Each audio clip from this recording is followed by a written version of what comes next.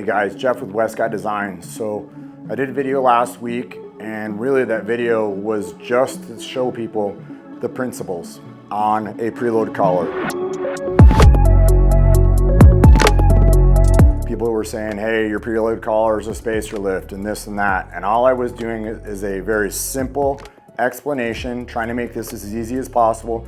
But I think I got some people's panties in a ruffle. And so what I want to do is just be very clear here with you, so I'm not misleading a consumer or somebody with description and stuff like that.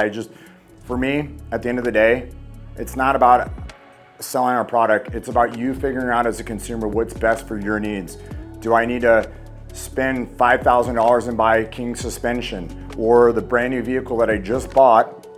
Am I happy with the suspension that came in it? And am I going to use that suspension maybe for a little light off-roading? Like when someone says, hey, you compare your stuff and say your stuff is at the level of what King is.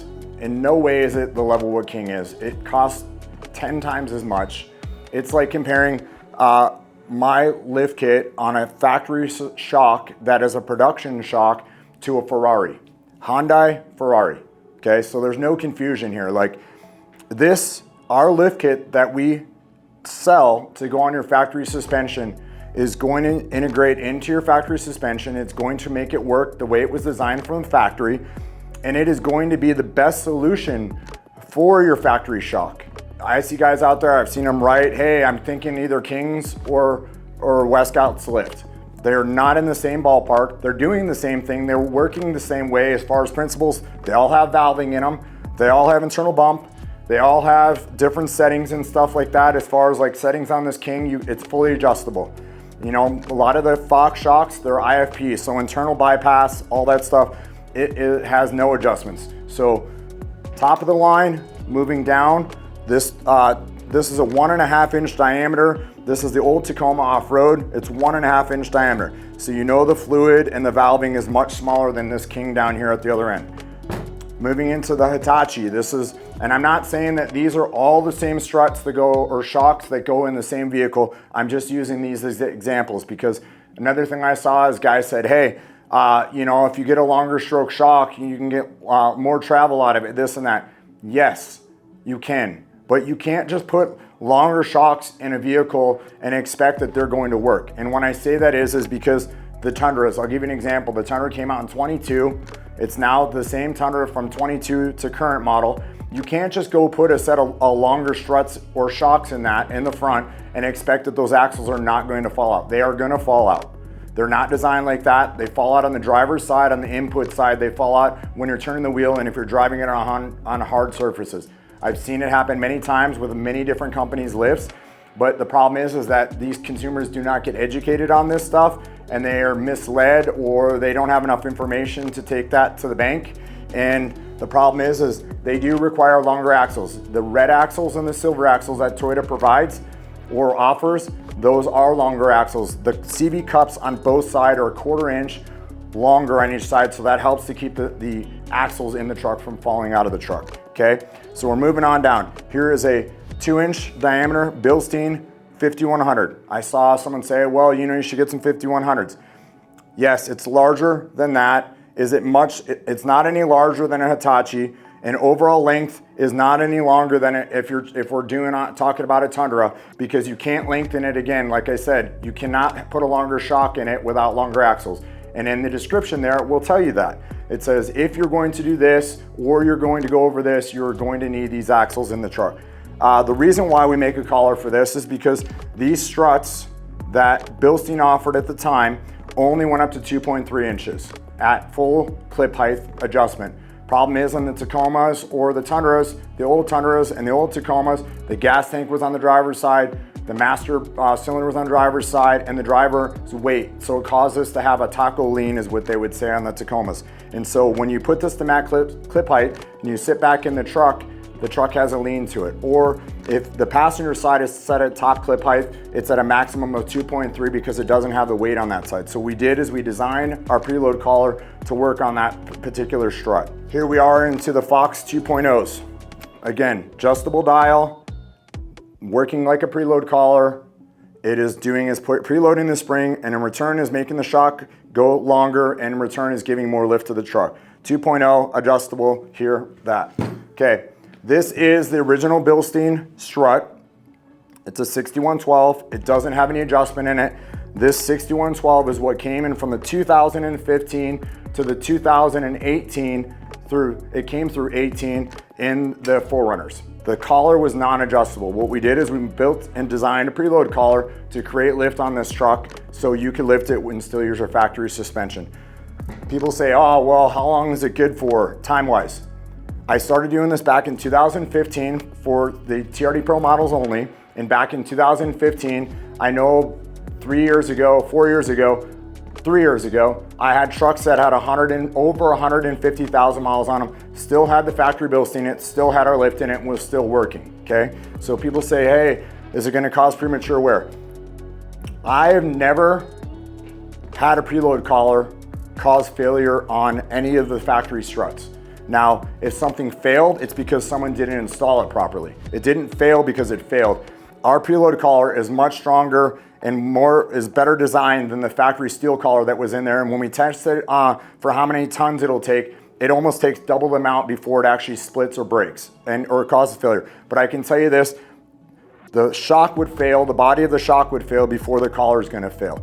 This collar is going to outlive the shock for sure. Now we're into a 6112. This is a newer 6112, so it has more clip adjustments in it. So it does not need a preload collar. It has its own preload collar built into the bottom of it here, which is adjustable. It's a collar that's adjusting, preloading the spring and creating lift on that, okay? Back to these. Those are not adjustable. So what we did is we put preload into the blower collar to create lift on that. Now we're into the King. Now we're into the Ferrari of shocks. So we're not confusing anybody, okay? This is a King 2.5 with adjusters. And yes, people said, oh, well, you know, this and that. But from the mounting point and stuff like that, it's got the adjuster up on the top rather than the adjuster on the bottom. So you're preloading the spring from the top here downward instead of from the bottom up. Both using the same principles. Actually, all of them are using the same principles, but just done in a different way. Now, people say, well, you know, Kings ride a lot smoother. They will ride a lot smoother because they've got much better valving in them. Their designs, there's a lot of money and technology that are built into this. This is not a production shock. It's a low volume shock that has been tuned and dialed in for your vehicle. This shock is a production shock. They make hundreds of thousands of them every single year. I mean, hundreds of thousands of them. So it's hard to compare something that's production that they put in the truck to something like this. I just don't want any confusion out there. There's some guys that have their panties, like I'm seriously think that they've lost sleep at night, and I'm doing this video just more so for them and for them, the people that are out there that really want to know, like, do I really need this King shock that I'm going to go out off-road with once a month or a couple times a year? 1% of the consumers get out there and actually use their trucks. So at the end of the day, did you just spend 60 grand on your truck? Do you need to spend another $5,000 on the suspension? It looks cool. It works really well. If you're going to use it, absolutely, that's the way to go. If you think you're going to get out once or twice a month, and you think, hey, I'm not so worried about spending that kind of money and I just spent 60 grand on my truck, this will work just fine, okay? Now we're looking back at this. Confusion, back to the spacer lifting. This is a traditional spacer lift. It pushes the strut assembly down. It now changes at full extension. It changes the axle angles. And people say, well, if you do a diff drop and it'll fix that. The problem is now you're doing a diff drop. I've actually seen the diff drops actually bend.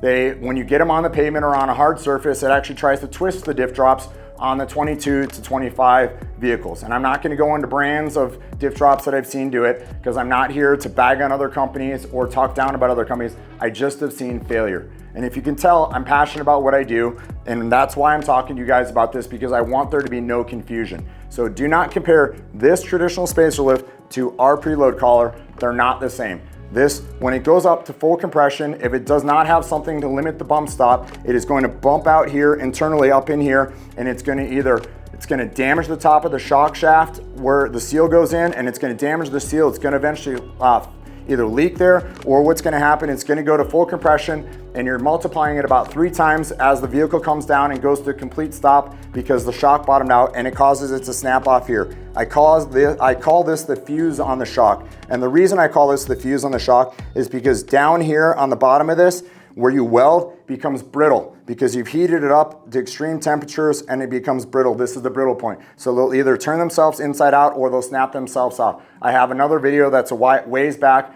It's a Tundra video explaining this and showing exactly that. It's actually cracking the shock off at the bottom. So again, I hope this is information that you understand. Again, Ferrari, Hyundai, don't be confused. If you have any questions, don't let those people out there confuse you or tell you this or that on how things work. Been doing this a really long time.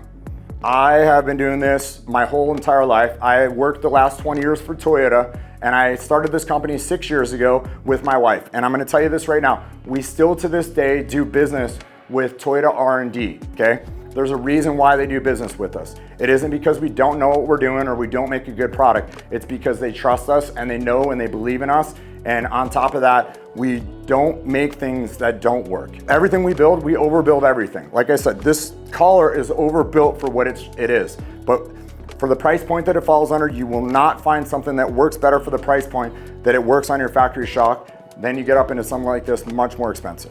Thank you so much for watching. Really appreciate it. Please comment below if you'd like. Please subscribe our channel if you're not subscribed now. Thanks so much. Bye-bye.